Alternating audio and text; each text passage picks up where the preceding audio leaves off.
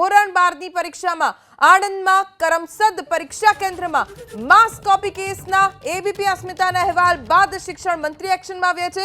શિક્ષણ રાજ્યમંત્રી પ્રફુલભાઈ પાનસેરિયાએ તપાસના આદેશ આપ્યા। સરદાર પટેલ વિદ્યા મંદિર સેન્ટરમાં કોપી કેસનો પર્દાફાશ થયો છે। જિલ્લા શિક્ષણ અધિકારીની તપાસમાં પર્દાફાશ થયો।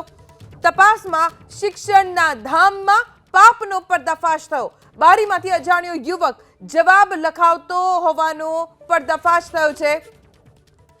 આણંદના કરમસદમાં ધોરણ 12ની પરીક્ષામાં ઘોર પાપનો પર્દાફાશ થયો। જિલ્લા શિક્ષણ અધિકારીની મુલાકાત દરમિયાન સરદાર પટેલ વિદ્યા મંદિર સેન્ટરમાં બારીમાંથી કોઈ જવાબ લખાવી રહ્યાનું સામે આવ્યું। શિક્ષણ અધિકારીને જોઈને અજાણ્યો યુવક ભાગી જતા જિલ્લા શિક્ષણ અધિકારી કાર્યવાહી કરી પરીક્ષા કેન્દ્રના 50 વ્યક્તિના સ્ટાફને સામૂહિક સસ્પેન્ડ કરવામાં આવ્યા। આજના પેપરમાં નવા સ્ટાફ સાથે પરીક્ષા શરૂ કરવામાં આવી છે। બારીમાંથી એક અજાણ્યો વ્યક્તિ પર જવાબો લખાવતો હતો। જેવા જિલ્લા શિક્ષણ અધિકારી તપાસ અર્થે ત્યાં આવ્યા એને જોતા જ યુવક ત્યાંથી ફરાર થઈ ગયો છે। ખુદ શિક્ષણ રાજ્યમંત્રી પ્રફુલભાઈ પાનસેરિયાએ એબીપી અસ્મિતા સાથે વાતચીત કરી અને આ દરમિયાન તેમણે આદેશ આપ્યા હોવાની જાણકારી પણ આપી છે। સરદાર પટેલ વિદ્યા મંદિર સેન્ટરમાં કોપી કેસનો પર્દાફાશ થતા તાત્કાલિક હડકંપ મચી ગયો। જિલ્લા શિક્ષણ અધિકારીની તપાસમાં શિક્ષણના ધામમાં પાપનો પર્દાફાશ અને એ પણ ક્યાં કરમસદ। વિદ્યાલયનું નામ પણ સરદાર સાહેબના નામથી છે અને વિદ્યાના ધામમાં મોટું પાપ કરવામાં આવ્યું। એબીપી અસ્મિતાના અહેવાલ બાદ શિક્ષણ મંત્રી એક્શનમાં આવ્યા। અહેવાલ પ્રસારિત થતા જ શિક્ષણ રાજ્યમંત્રી પ્રફુલભાઈ પાનસેરિયાએ તપાસના આદેશ આપ્યા છે।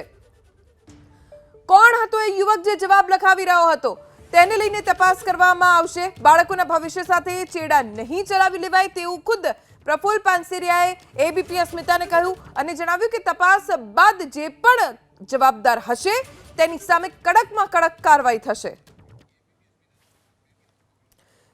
પ્રફુલભાઈએ એબીપી અસ્મિતા સાથે શું વાતચીત કરી આપને સંભળાવીએ। આપણી સાથે શિક્ષણ રાજ્યમંત્રી પ્રફુલભાઈ પાનસેરિયા ફોન લાઈન પર જોડાયા છે। સર, આપનું સ્વાગત છે। આટલી મોટી બેદરકારી, હવે શું કાર્યવાહી થશે? પૂરા ગુજરાતની અંદર ધોરણ 10 અને 12ના બોર્ડની પરીક્ષા ખૂબ શાંતિ અને બહુ સારી રીતે બે પેપર્સ ગયા છે। એમાં એક પણ જગ્યાએ કોઈ પણ બાબતનો પ્રોબ્લેમ આવ્યો નથી અને આખી પરીક્ષા વ્યવસ્થામાં એક પણ જગ્યાએ ગેરનીતિ ન થાય એ બાબતમાં તમામ સેન્ટરો પર સીસીટીવી કેમેરા અને આપણી સ્કોડની બધી વ્યવસ્થા કરી છે। કોઈ જગ્યાએ આવી ચોરી થતી હોય અથવા તો સેન્ટર પર ચોરી થતી હોય તો ચોક્કસ પ્રકારે અમારી સ્કોડ બધું છે અને એના એક્શન લેવાશે અને એ સેન્ટર પણ અમે કેન્સલ કરી દઈશું।